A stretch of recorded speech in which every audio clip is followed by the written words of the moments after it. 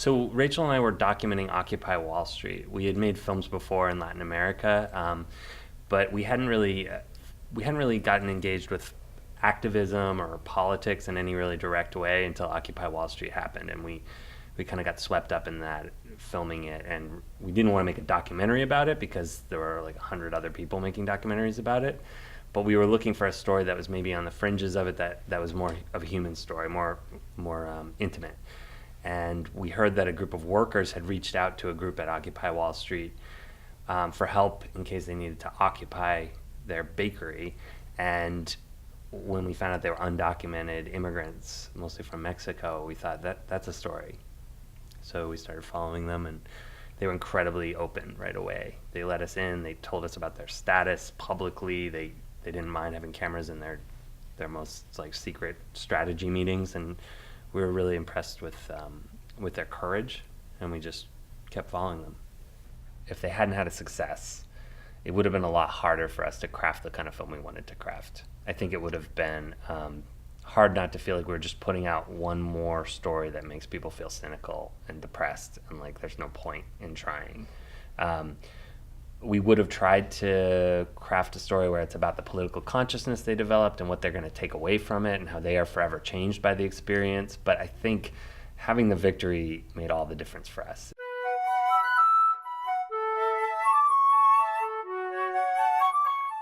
Yeah, we are in touch with the workers from the story. They are, something really interesting just happened recently, actually. The store was closed again for a couple of months while they renovated and rebranded, but it just reopened last week with the whole same workforce, and they negotiated that beforehand, so there was never any danger or fear that the whole thing would fall apart. I think we had that fear because with the way the campaign went, every time I get a phone call from Alma, it's like, oh no, what's happened? But he's just calling to congratulate us about another festival or something. So, so it's really remarkable. They're still in place. The majority of the people that you see in the film are still working there. A couple of them left for personal reasons to look for other jobs along the way. They've also, they hired a bunch of new people when it reopened in 2013, and a lot of them are still working there as well. And they've been able to negotiate things with the management, and it's a whole different experience from how it was when they started the campaign. Also, some of the workers in the film have gone on to become organizers of other stores. Malma, the main character, of course, he's born into it. Like he's just perfect for it. So he's been doing it for a while. But also Murillo, one of the older gentlemen in the film, is now working for the Laundry Workers Center as well as an organizer.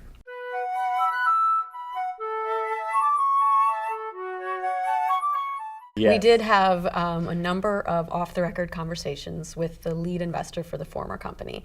And so originally we were hoping that he would appear on camera. He wasn't willing to appear on camera. But he did want to speak to us because he wanted to clarify some misconceptions that he felt had happened in some of the press coverage of the film. He was a little confused about the relationship between us as an independent film crew and, say, the Village Voice blog or whatever. So we asked him a lot of things. I mean, we wanted to hear his side of the story.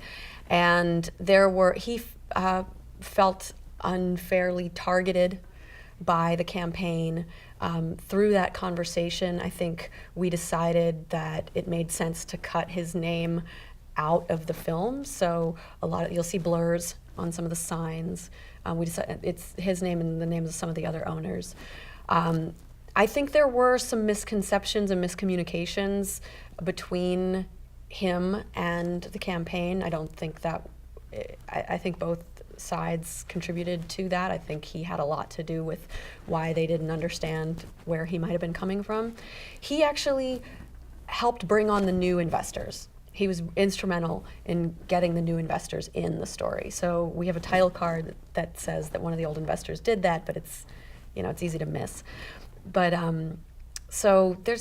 he was actually more pro-union and pro-immigrant than we expected. He said that he thinks the minimum wage should be raised to $12 an hour and businesses that can't compete should fold.